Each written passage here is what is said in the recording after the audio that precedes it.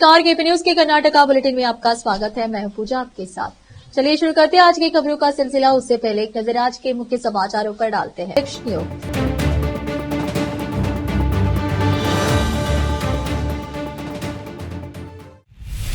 समाचारों का सिलसिला शुरू करते हुए देखते समाचार विस्तार से। जिला प्रशासन बीदर द्वारा 15 अगस्त को 78वें स्वतंत्रता दिवस कार्यक्रम का आयोजन जिला नेहरू स्टेडियम बीदर में किया जा रहा है। 15 अगस्त को सुबह 9 बजे अरण्य पर्यावरण एवं जीव विज्ञान तथा बीदर जिला प्रभारी मंत्री ईश्वर वी खंड्रे राष्ट्रीय ध्वज फहराएंगे।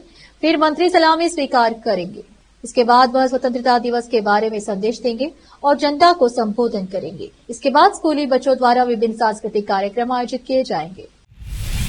हज 2025 के लिए आवेदन शुरू हो चुके हैं। यह आवेदन ऑनलाइन के माध्यम से प्राप्त किए जा रहे हैं, जो 13 अगस्त से शुरू होकर 9 सितंबर तक प्राप्त किए जाएंगे।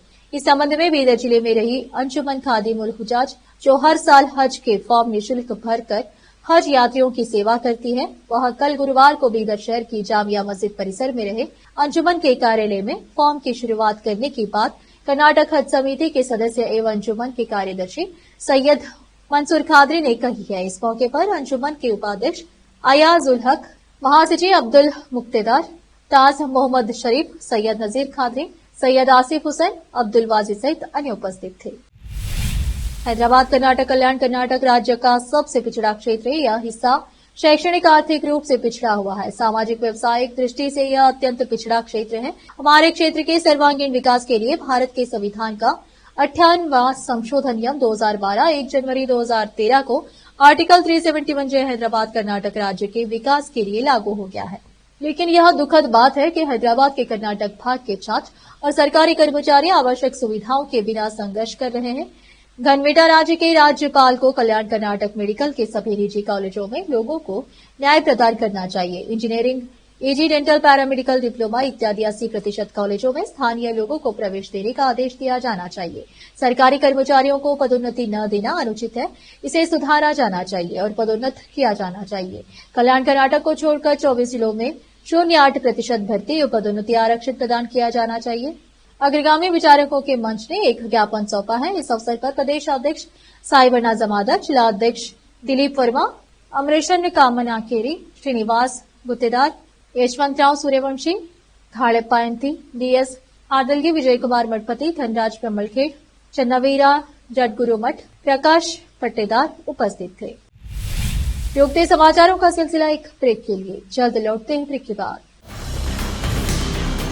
हिंदुस्तान के हर कोने में हम हैं मौजूद। 24 घंटे हालात पर गहरी नजर, खबरों से जुड़े चुपते सवालात और आपको दिखाता है धार्मिक, सामाजिक, राजनीतिक, लोकल और इंटरनेशनल न्यूज की सबसे बेहतर कवरेज, जो आपको रखती है हर पल बाखबर। देश और दुनिया भर की खबर के लिए देखते रहें केपी न्यूज 24/7।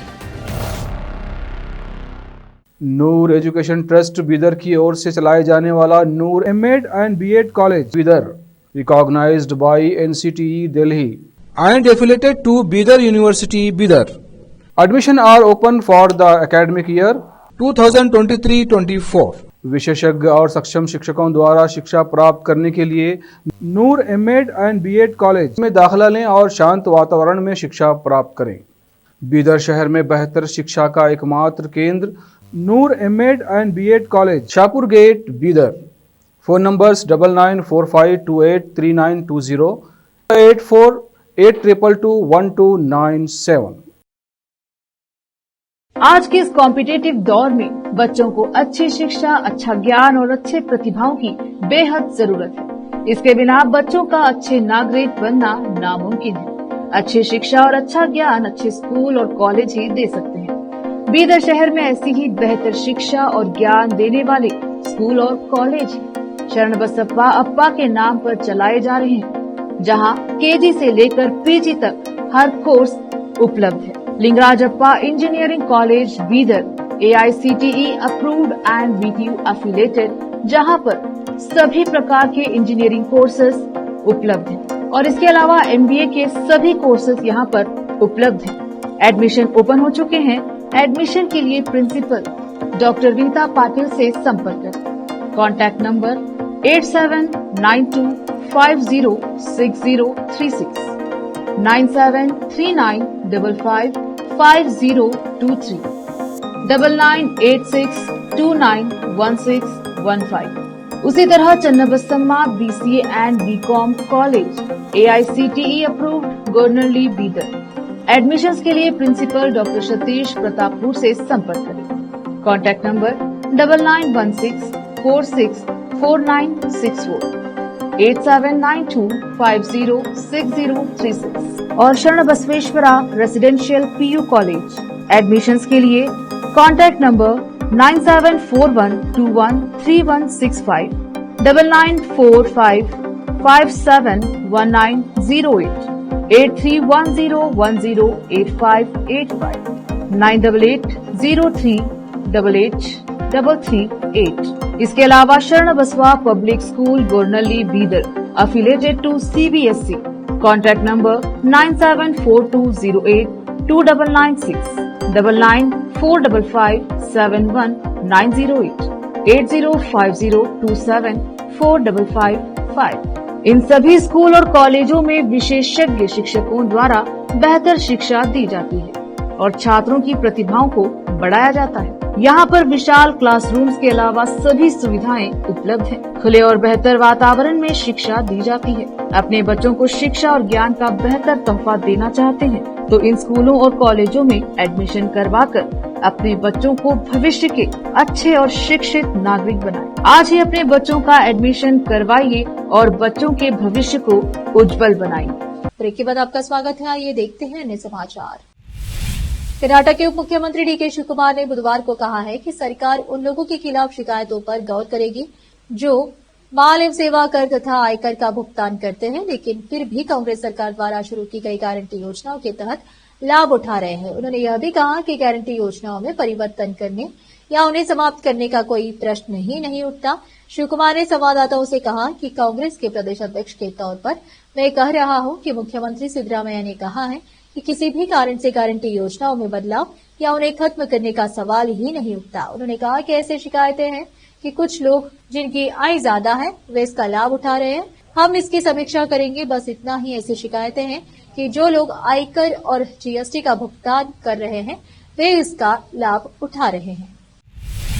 लगातार 2 घोटाले के आरोपों पर रक्षात्मक रुख अपनाने के बाद सिद्धरामैया के नेतृत्व वाली कांग्रेस विपक्षी भाजपा का सामना करने के लिए भगवा पार्टी नेताओं के खिलाफ लंबित कानूनी मामलों में तेजी लाकर आगे बढ़ रही है। राजनीतिक रूप से कांग्रेस भ्रष्टाचार के मुद्दे पर भाजपा को संदेश देना चाहती है जिसका इस्तेमाल भगवा पार्टी ST विकास निगम में करदाताओं के पैसे के कपन और मैसूर में साइट आवंटन घोटाले के संबंध में मुख्यमंत्री सिद्धरामैया को घेरने के लिए कर रही है। मामले से अवगत सूत्रों ने बताया कि विपक्ष के नेता R अशोक सहित भाजपा सदस्यों से जुड़े मामलों को तार्किक अंत तक ले जाने पर चर्चा हुई है। यह भी कहा जा रहा है कि कांग्रेस अलाकामना ने राज्य में अपनी सरकार को उन भाजपा नेताओं के खिलाफ कार्रवाई करने के लिए प्रेरित किया है जिनके खिलाफ मामले लंबित है। पूर्व विधायक सौम्या रेड्डी को मंगलवार को महिला कांग्रेस कर्नाटक इकाई का अध्यक्ष नियुक्त किया गया है। कांग्रेस महासचिव संगठन KC वेणुगोपाल ने एक बयान में कहा, कांग्रेस अध्यक्ष ने सौम्या रेड्डी को महिला कांग्रेस कर्नाटक इकाई का अध्यक्ष नियुक्त करने के प्रस्ताव को मंजूरी दे दी है।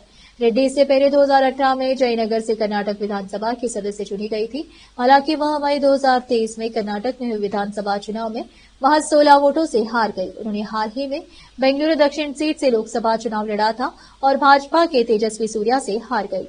परिवहन मंत्री रामलिंगा रेड्डी की बेटी, उन्होंने RV कॉलेज ऑफ इंजीनियरिंग से BE केमिकल इंजीनियरिंग की है और न्यूयॉर्क इंस्टीट्यूट ऑफ टेक्नोलॉजी से MS पर्यावरण प्रौद्योगिकी की डिग्री प्राप्त की है। फिर से रोकते समाचारों का सिलसिला एक ब्रेक के लिए। जल्द लौटते हैं ब्रेक के बाद। हिंदुस्तान के हर कोने में हम हैं मौजूद। 24 घंटे हालात पर गहरी नजर, खबरों से जुड़े चुपते सवालात और आपको दिखाता है धार्मिक, सामाजिक, राजनीतिक, लोकल और इंटरनेशनल न्यूज की सबसे बेहतर कवरेज। जो आपको रखती है हर पल बाखबर। देश और दुनिया भर की खबर के लिए देखते रहें KP news 24/7। Noor education trust Bidar की ओर से चलाए जाने वाला Noor MEd and BEd college Bidar, recognised by NCTE Delhi and affiliated to Bidar University, Bidar. Admission are open for the academic year 2023-24. विशेषज्ञ और सक्षम शिक्षकों द्वारा शिक्षा प्राप्त करने के लिए नूर एमएड एंड बीएड कॉलेज में दाखिला लें और शांत वातावरण में शिक्षा प्राप्त करें। बीदर शहर में बेहतर शिक्षा का एकमात्र केंद्र Noor MEd and BEd college, Shahpur gate, Bidar. Phone numbers 9945283920, 8482221297।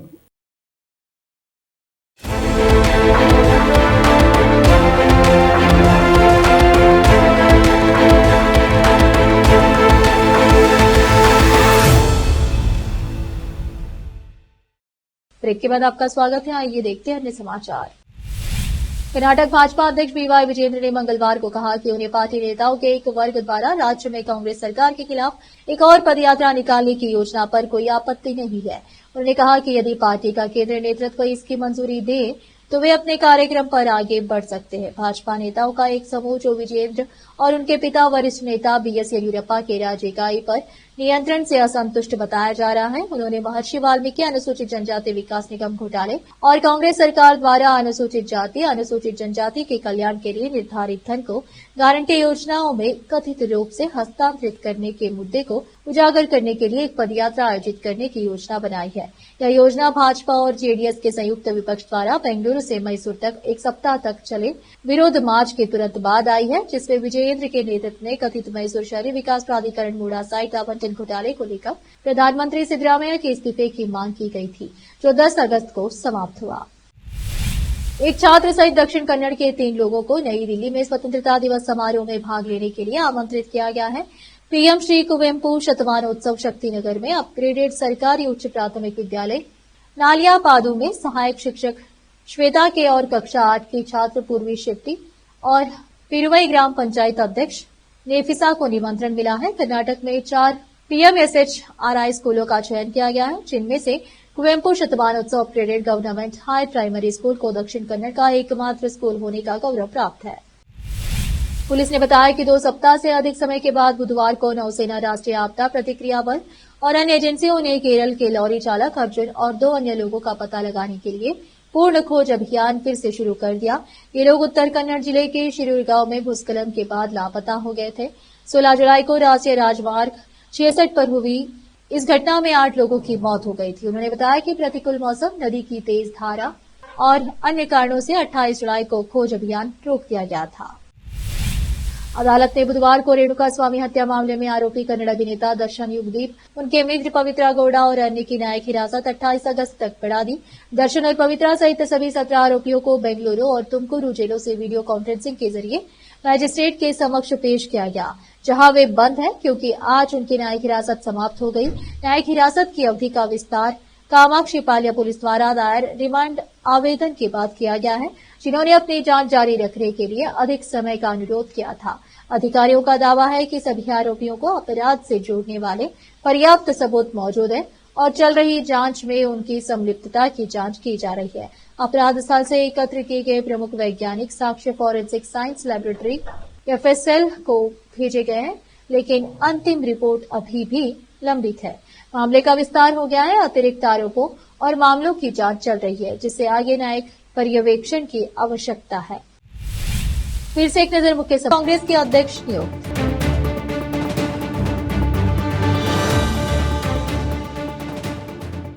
KP news के कर्नाटक के बुलेटिन में आज इतना ही। आप देख रहे थे केपी न्यूज का कर्नाटक बुलेटिन। अन्य समाचारों के लिए जुड़े रहे हमारे चैनल से। केपी न्यूज 24/7 से धन्यवाद।